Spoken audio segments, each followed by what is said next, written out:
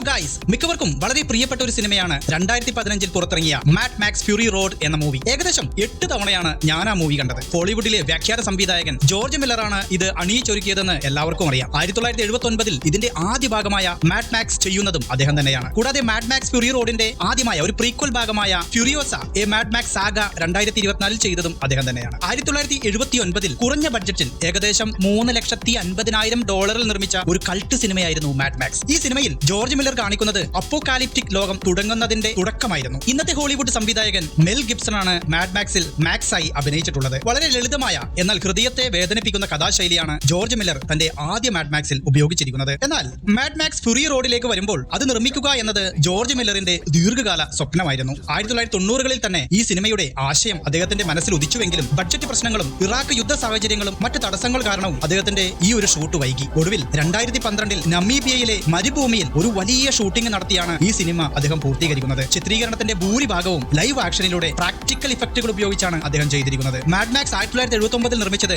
$350,000 mad Max Fury റോഡിന്റെ നിർമ്മാണ ചെലവ് $150,000 മില്യൺ ആയിരുന്നു. അതുകൊണ്ട് തന്നെ ജോർജ് മില്ലറെ കൂടാതെ ഡഗ്ലസ് മിച്ചൽ, PJ ബുറോൺ എന്നിവരും ഈ ഒരു സംരംഭത്തിൽ അതിന്റെ നിർമ്മാണ പങ്കാളികളായി. ടോം ഹാർഡിയാണ് പുതിയ മാക്സിനെ ഈ ഒരു സിനിമയിൽ അവതരിപ്പിച്ചിരിക്കുന്നത്. ചാർലിസ് തിരോൺ ആണ് ഇംപറേറ്റർ ഫ്യൂരിയോസ എന്ന ശക്തമായ കഥാപാത്രത്തെ അവതരിപ്പിച്ചിരിക്കുന്നത്. നിക്കോളാസ് ഹാൾട്ടാണ് നക്സിനെയും ഹ്യൂ കീൻസ് ബേൺ ആണ് ഇമ്മോർട്ടൽ ജോണെയും മാഡ് മാക്സ് ഫ്യൂറി റോഡിൽ അവതരിപ്പിച്ചിരിക്കുന്നത്. ഹ്യൂ കീൻസ് ബേൺ തന്നെയായിരുന്നു മാഡ് മാക്സിന്റെ ആദ്യ പടത്തിലെ വില്ലനും. ചാർലിസ് തിരോൺ ചെയ്ത ഇംപറേറ്റർ ഫ്യൂരിയോസ എന്ന കഥാപാത്രത്തിലൂടെ സ്ത്രീധൈര്യവും ശക്തിയുമുള്ള ഒരു കഥാപാത്രത്തെ കേന്ദ്രീകരിച്ചാണ് മാഡ് മാക്സ് ഫ്യൂറി റോഡ് എന്ന ക്ലാസിക് മൂവിയുടെ കഥ വികസിപ്പിച്ചിരിക്കുന്നത്. പ്രളയാനന്തരം ഒരു അപ്പോകാലിപ്റ്റിക് ലോകം അതിവിശ്വസനീയമായി പുനർസൃഷ്ടിച്ചിരിക്കുകയാണ് ഈ ഒരു സിനിമയിൽ. നമീബിയയിലെ മരുഭൂമിയിൽ വളരെ പ്രായോഗികമായാണ് ജോർജ് മില്ലർ തന്റെ സിനിമ ചിത്രീകരിച്ചിരിക്കുന്നത്. സിനിമ തുടങ്ങി കുറച്ചു സമയത്തിന് ശേഷം ബാക്കി ഭാഗങ്ങളെല്ലാം തന്നെ മരുഭൂമിയിലെ മണൽക്കാറ്റിലും പാറക്കെട്ടുകളിലുമുള്ള സംഘട്ടന രംഗങ്ങളും പിന്തുടരുന്ന രംഗങ്ങളുമാണ്. ഫ്യൂറി റോഡിൽ കാണുന്നത് ഒരു പൂർണ്ണമായ അപ്പോകാലിപ്റ്റിക് ലോകമാണ്. പകല് ചുട്ടുപൊള്ളുന്ന മരുഭൂമി, പൊടിപടരുന്ന കാറ്റുകള്, വെള്ളവും ഇന്ധനവും പോലുള്ള വിഭവങ്ങൾക്കായി ജനങ്ങൾ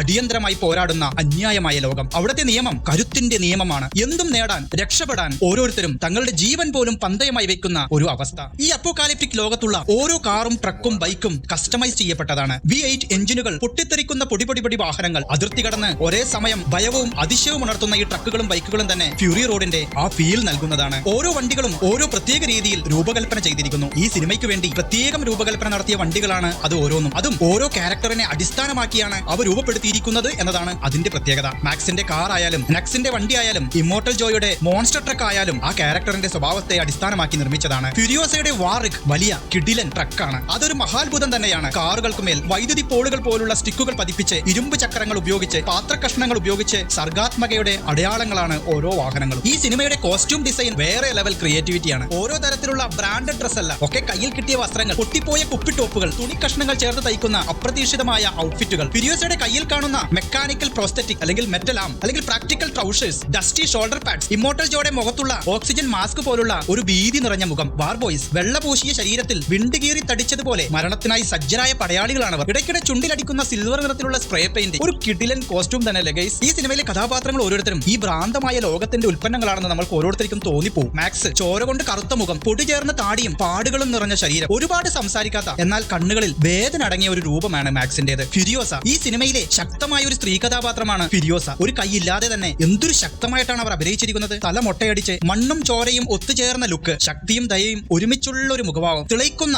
എന്നാൽ ലക്ഷ്യം സ്ഫുരിക്കുന്ന നയനങ്ങൾ, ഇതൊക്കെയാണ് ഫ്യൂരിയോസയെ മറ്റുള്ളവരിൽ നിന്നും വ്യത്യസ്തയാക്കുന്നത്. ഇമ്മോർട്ടൽ ജോ രോമം നിറഞ്ഞ ശരീരമാണ്, മരണമാസ്ക് മുഖത്തുണ്ട്, അധികാരഭാവം, കോപിക്കുന്ന കണ്ണുകൾ, എന്നാൽ ആ ഒരു അധികാരം ചിതറിപ്പോകുന്ന ഭയം. ഇനി വാർ ബോയ്സിലേക്ക് വരാം. വേഗത്തിൽ മരിക്കാൻ ഒരുങ്ങിയ ചെറുപ്പക്കാരാണ് വാർ ബോയ്സ്. അവർക്ക് ചിതറുന്ന കറുപ്പും വെളുപ്പും കൊണ്ട് ദൃശ്യമാകുന്ന കുപ്പായം. ഇമ്മോർട്ടൽ ജോനെ സന്തോഷിപ്പിക്കാൻ അതുവഴി സിറ്റാഡലിന്റെ അമരക്കാരനാകാൻ ആഗ്രഹിക്കുന്ന ചെറുപ്പക്കാർ. അതിനുവേണ്ടി അവർ മരിക്കാനും തയ്യാറാണ്. പക്ഷേ അവരുടെ ഏറ്റവും വലിയ പ്രശ്നം അവർക്ക് ആരോഗ്യമില്ല. അവരുടെ രക്തം ചുരുങ്ങുന്നു. അവർക്ക് രക്തബാഗുകൾ വേണം. അതിനുവേണ്ടിയിട്ടാണ് അവർ മാക്സിനെ കീഴടക്കുന്നത്. സെറ്റാഡലിന് താഴെ തരിശുഭൂമിയിൽ ദാഹജലത്തിന് വേണ്ടി, ഭക്ഷണത്തിന് വേണ്ടി കടിപിടി കൂടുന്നവർ, മുഷിഞ്ഞ വസ്ത്രവും ശരീരവും, ഭക്ഷണം കിട്ടാതെ മെലിഞ്ഞ ശരീരങ്ങൾ, അഴുക്കു നിറഞ്ഞ ജീവിതങ്ങൾ, ഇതൊക്കെയാണ് മാഡ് മാക്സ് ഫ്യൂറി റോഡിലെ കഥാപാത്രങ്ങൾ. എന്താ അല്ലേ? ഫ്യൂറി റോഡ് എന്നത് ഒരു സിനിമ മാത്രമല്ല, ഇതൊരു അത്യന്തം പ്രകൃതിസിദ്ധമായ ഊർജ്ജം നിറഞ്ഞ അക്രമത്തിന്റെ, പ്രതിരോധത്തിന്റെ, ആത്മാഭിമാനത്തിന്റെ, സ്വാതന്ത്ര്യത്തിന്റെ ഒരു ബ്രഹ്മലോകമാണ്. മരുഭൂമിയിലൂടെ പാഞ്ഞു പോകുന്ന വാഹനങ്ങൾ, പാറിപ്പറക്കുന്ന പൊടി, മനുഷ്യരുടെ അതിക്രൂരവും അത്ഭുതാജനകവുമായ ലുക്കുകളും ചേർന്നൊരുക്കുന്ന ജീവിച്ചിരിക്കുന്ന ഞെട്ടിക്കുന്ന ദൃശ്യവിഷ്കാരം. ഫ്യൂറി റോഡ് എന്ന ചിത്രത്തിൽ VFX വളരെ മനോഹരമായി എന്നാൽ മിതമായി ഉപയോഗിച്ചിരിക്കുന്നു. ഭൂരിഭാഗം ആക്ഷൻ രംഗങ്ങളും യഥാർത്ഥ വാഹനങ്ങളുടെയും സ്റ്റണ്ടുകളുടെയും സംയോജനത്തിലൂടെയാണ് ചിത്രീകരിച്ചിരിക്കുന്നത്. പിന്നീട് VFX ഉപയോഗിച്ച് മരുഭൂമിയുടെ പശ്ചാത്തലങ്ങൾ, ചില പ്രത്യേക ദൃശ്യങ്ങൾ, പൊടി, തീപ്പാളികൾ എന്നിവയെല്ലാം വർദ്ധിപ്പിച്ചാണ് ഭംഗിയാക്കിയിരിക്കുന്നത്. ഫിരിയോസയുടെ പ്രതിരോധ യാത്ര, മാക്സിന്റെ മൗനാത്മകമായ പോരാട്ടം, അത് ചിത്രീകരിച്ച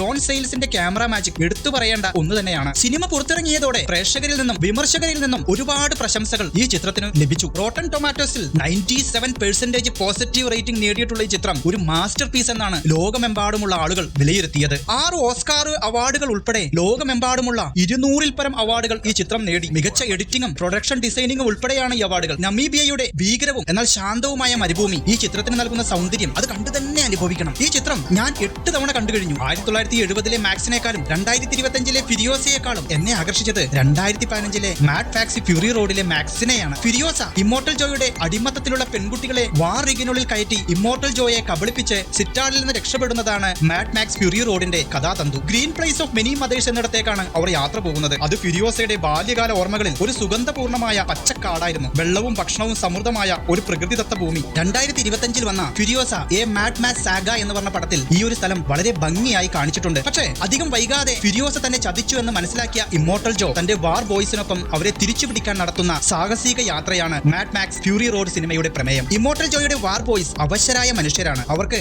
ആരോഗ്യ പ്രശ്നങ്ങളുണ്ട്. അവരുടെ മുഖ്യ ആരോഗ്യ പ്രശ്നം രക്തക്കുറവാണ്. അതുകൊണ്ട് തന്നെ അവരെക്കാൾ യൂണിവേഴ്സൽ ബ്ലഡ് ഡോണർ, അതായത് O- ബ്ലഡ് ഗ്രൂപ്പ് ഉള്ളവരെ, എല്ലാവർക്കും മാച്ച് ചെയ്യുന്ന രക്തമുള്ള ആളുകളെ അവർക്ക് ആവശ്യമുണ്ട്. അതുകൊണ്ട് തന്നെയാണ് ഈ യാത്രയിൽ നെക്സ് എന്ന വാർ ബോയ് തന്റെ രക്തബാഗായി മാക്സിനെ കൊണ്ടുപോകുന്നത്. തന്റെ വണ്ടിയുടെ മുന്നിൽ കെട്ടിയിടുന്നതും രക്തം കിട്ടുന്നതിന് വേണ്ടി തന്നെയാണ്. നെക്സിന് രക്ഷകനായാണ് മാക്സിനെ കൊണ്ടുപോകുന്നതെങ്കിലും യാത്രയുടെ അവസാനം ഫിരിയോസയുടെ രക്ഷകനായിട്ടാണ് മാക്സ് മാറുന്നത് എന്നത് ഈ കഥയുടെ വളരെ വലിയൊരു പ്രത്യേകതയാണ്. പക്ഷേ യാത്രയുടെ അവസാനം ഗ്രീൻലാൻഡ് നശിച്ചുപോയെന്നും അതുകൊണ്ട് തന്നെ ഇമ്മോർട്ടൽ ജോയെ തോൽപ്പിച്ച് സിറ്റാഡൽ കൈവശപ്പെടുത്താനും മാക്സ് ഫിരിയോസയെ നിർബന്ധിക്കുന്നുണ്ട്. അതുവഴി സിറ്റാഡലിലെ മനുഷ്യർക്ക് പുതുജീവിതം കൊടുക്കാമെന്ന് മാക്സ് കണക്കൂട്ടുന്നു. നിരവധി പ്രതിസന്ധികൾക്ക് ശേഷം മാക്സും ഫിരിയോസയും സിറ്റാഡലിലേക്ക് തിരിച്ചു ചെല്ലുന്ന ഒരു രംഗമുണ്ട്. എന്നാൽ മാക്സ് ജനക്കൂട്ടത്തിലൂടെ നടന്ന് ശാന്തമായി ആ മൺതരികളിലേക്ക് മറഞ്ഞു പോകുന്നു. ഇതൊരു സിംബോളിക് ആയിട്ടുള്ള ഒരു ആവിഷ്കാരമാണ്. മാക്സ് ഒരു കുടുംബത്തെ, ഒരു സമൂഹത്തിൽ ജീവിക്കാൻ പറ്റാത്ത ഒരു മനുഷ്യനാണെന്നാണ് കാണിക്കുന്നത്. അതുപോലെ തന്നെ മാക്സ് എന്ന് പറയുന്നത് മരുഭൂമിയിലെ ഒരു മണൽക്കാറ്റ് പോലെയാണ്. അത് വരുന്നു, ചെയ്യാനുള്ളത് ചെയ്യുന്നു, ചെയ്തിട്ട് തിരിച്ചു പോകുന്നു. ശാന്തമായി ചെറിയൊരു പുഞ്ചിരി നൽകിക്കൊണ്ടാണ് മാക്സ് ആ ഒരു സിനിമയിലെ അവസാനം നടന്ന് ഇല്ലാണ്ടായി മാറുന്നത്. മാക്സ് എന്ന് പറഞ്ഞാൽ കുടുംബമില്ലാണ്ടായി, കൂട്ടുകാരില്ലാണ്ടായി, സ്വപ്നങ്ങളില്ലാണ്ടായി പോകുന്ന ഒരു വ്യക്തിയാണ്. സമൂഹത്തിൽ അവന് നിൽക്കാൻ ഇടമില്ല എന്ന് തിരിച്ചറിയുന്ന ഒരു വ്യക്തിയാണ്. അവനേക്കാൾ നല്ലത് ഫിരിയോസയെ പോലെയുള്ള സ്ത്രീകളാണെന്ന് മനസ്സിലാക്കുന്ന വ്യക്തിയാണ്. അതുകൊണ്ട് തന്നെയാണ് മാക്സ് എന്ന കഥാപാത്രം ആ ഒരു സമൂഹത്തിൽ ചെയ്യേണ്ടത് മാത്രം ചെയ്തിട്ട് വളരെ സന്തോഷത്തോടുകൂടി, ശാന്തതയോടുകൂടി ആ ഒരു സമൂഹത്തിൽ നിന്ന് പതുക്കെ മാറി ഇല്ലാണ്ടായി പോകുന്നത്. അതുപോലെ മാക്സിനെ സിനിമയിലുടനീളം വേട്ടയാടുന്ന ചില സ്വപ്നങ്ങളുണ്ട്. തന്റെ മുൻകാലത്തിൽ ഒരു കുഞ്ഞിന്റെ ജീവൻ രക്ഷിക്കാനാകാതെ പോയ അനുഭവമാണത്. തന്നെ കടന്നുപോയ പല കാലഘട്ടത്തിൽ നിന്നും അവൻ നേരിട്ട പരാജയങ്ങളുടെ സമാഹാരമാണ് ഫിരിയോസ